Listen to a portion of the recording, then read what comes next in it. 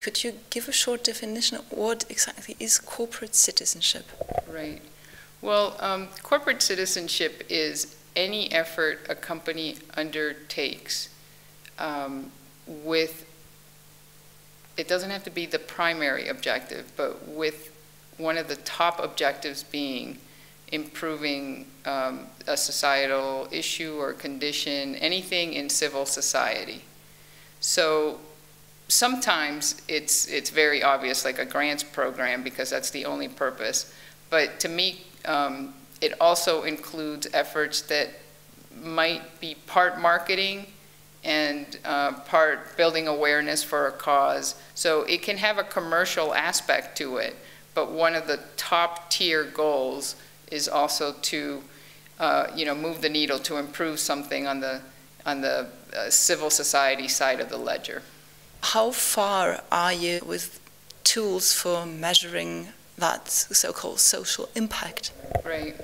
I think that I teach measurement at Georgetown, and we haven't gotten very far as a field. I am helping certain U.S. Fortune 500 companies with this, and we're making progress. But I think that one thing that we have to, I wrote a blog for the Boston College Center for Corporate Citizenship on this, is that we really have to change our attitudes around measurement. Because in the corporate sector measures everything. I mean, Mercedes-Benz down the road here, they are able to measure whether, how much joy people get out of driving one of their cars. So they can tell you this model creates more joy when you go around a corner than another model. They like link things up to your smile muscles. So the problem, as a society, we are able to measure very abstract, very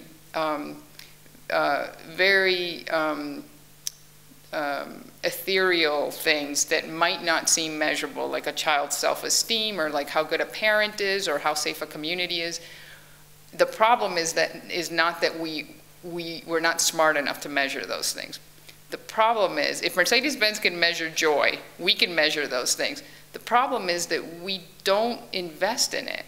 So while the corporate sector would never dream of putting a car on the road or putting an MRI machine in a hospital until it has spent whatever it needs to spend to make sure it works, in civil society, in the NGO sector, even the government sector, we start programs. We start after-school programs. We open schools before ever checking if they work. And then as an afterthought, we start measuring whether they work. And unfortunately, I work with the companies, and unfortunately, the companies have adopted the same view. So companies have adopted the view of, we'll give you a grant for 100,000 euros, and oh, you can spend up to 5,000 of those euros for measurement. This is the same company that spent 95,000 euros figuring out if a product would work, and then out of a $100,000 budget for the first 3 or 4 years. But somehow we've adopted the same view of the civil society that that measurement should be cheap, and that it's okay to do it after you've started the programs. So I actually think one of the contributions that companies can make to all of this is to actually adopt some of the practices, the measurement practices. I mean, the 20th century was named by several people the century of measurement because humanity got so good at measuring things, and nowhere more than Germany. And somehow we're not doing it in civil society. And the reason we're not doing it in civil society, it's not that we're dumb or it's just that for a very, very long time, it didn't occur to us that these problems would not go away if we just tried hard enough. So measurement seemed like a waste. It wasn't until the 1970s that the US government realized we've been spending a lot of money on education and on poverty and on, immigrants, and these problems don't go away. And that's when measurement started, and that's only 40 years ago. So for a very long time, the issue with measurement was that we just thought, well, of course, if you spend money helping people read, they'll learn how to read. And of course, if you spend money helping people get out of poverty, they'll get out of poverty. It didn't occur to us that it might not work. And so, because it took us 50 years to realize that it wasn't working, now we're starting to think about measurement. So anyway, that's kind of my, but we have a long way to go. But I think the first thing to do is to change our attitude around it. We're not going to be able to measure, to make a lot of progress on measurement if we give it such low importance. Isn't there a philosophical danger that, for example, joy isn't exactly the same in every society? Yes, I mean, one of the issues with measurement is validity, right? So are you measuring what you purport to measure? And if you measure something in one place, then can you measure it the same way in another place? And is that really joy? And those are all real problems. But I actually think we have much bigger problems to deal with first, which is that, at least in the United States, if you look at the nonprofit sector, if you basically look at the evaluation reports that have occurred on whether things work or not, and they've only taken place in fewer than 15% of the efforts out there. So if you take the whole nonprofit sector, 85% has not been measured at all in terms of outcomes. You look at the 15%, what we've learned from the 15% is that roughly half the things we do have been shown, there's no evidence that they work. So you take the 85%, you would think that that would be true there too. So that means that, you know, about somewhere between 35 and 50% of the things we do don't work, but we don't know which, 40% or 50% of the things don't work. So I agree that there are these measurement issues, but compared to spending money on something that is unproven for decades, I think that the technical problems, we can solve them when we get there. So I'll just make sort of the human case here, which is that, we have, after school programs, for example, for, immigrant children.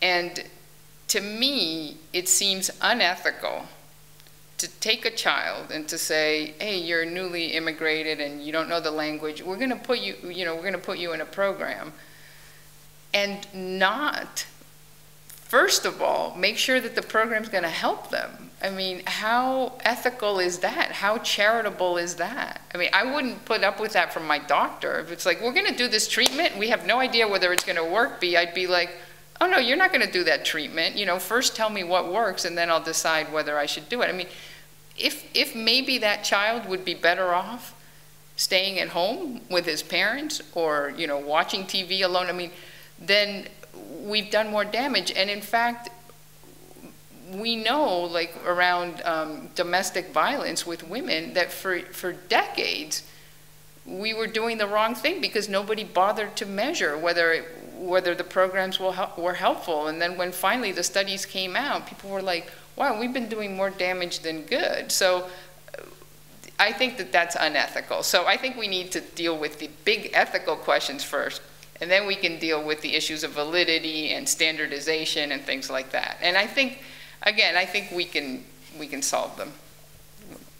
What do you think was the reason why one never tried to measure the impact of, well, doing good, actually? Was the people's inhibitions to doubt the philanthropic this philanthropic spirit. I think that's part of it. I think it's a, our history is that it's a gift, and you don't look a gift in the, you don't criticize a gift. In English we say you don't look a gift horse in the mouth to see how, look at their teeth to see if their teeth are rotting or if the horse is too old or something. So I think that we do apply that we don't want to look a gift horse in the mouth.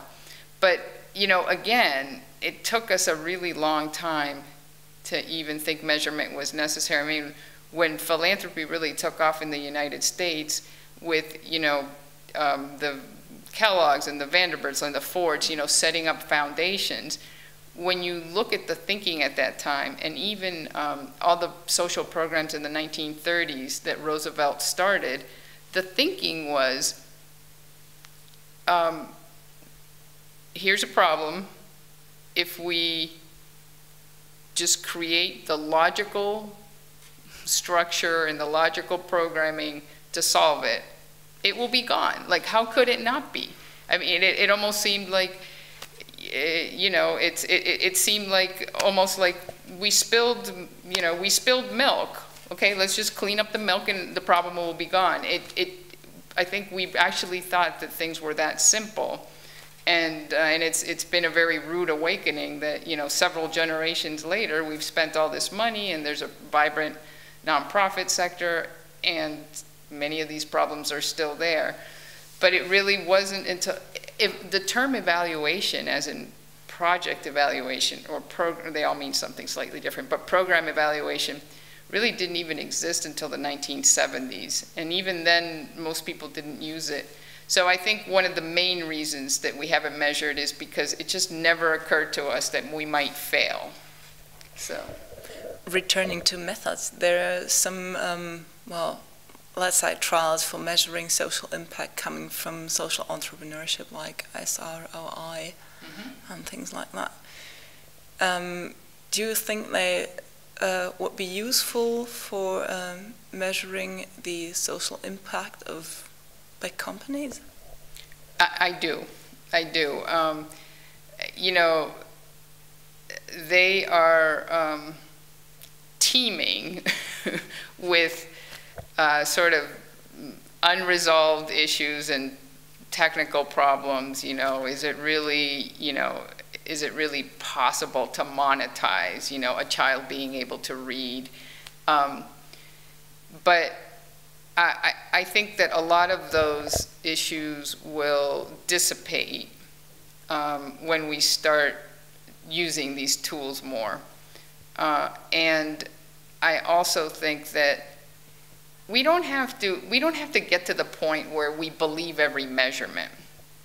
So, the crux of measuring things is usually what's called an indicator. So you're not measuring the thing directly. I mean, temperature can be measured directly, but most things, you can't look at it. You can't look at self-esteem. You can't look at joy. You can't look at parenting skills. There's nothing, so, and you can't feel it. So you have to come up with something that's a proxy for that. So it's, the Rosenberg self-esteem inventory is 10 questions, and that's the indicator for self-esteem. So I think that we should always be skeptical of our indicators, and we should always be questioning them, and we should always insist on using more than one if possible, so that you have triangulation and you can tell if things are working or not. But I don't think that's a reason to not have indicators. So we live in this society awash in indicators. So, when we say, the stock market did this or did that, the reason we care is because that's an indicator of the economy. But at the same time, journalists are always writing, well, even though the stock market is doing this, the economy isn't doing so well. So what they're doing is that they're questioning that indicator. Then they're bringing in another indicator, unemployment. Now you've got two indicators of the economy, and then you might have another indicator, which is consumer confidence. So none of them are perfect, but in concert, and with a healthy amount of skepticism and always sort of being critical of them, I think we eventually do a pretty good job at figuring out which things are working and which aren't. So I think that same sort of approach works with other civil society issues. I mean, the economy obviously is one, but with it could work with kids in schools. It could work with crime, with drugs, with self-esteem. So, yes. So. Thank you very much for the interview. Oh, you're very welcome.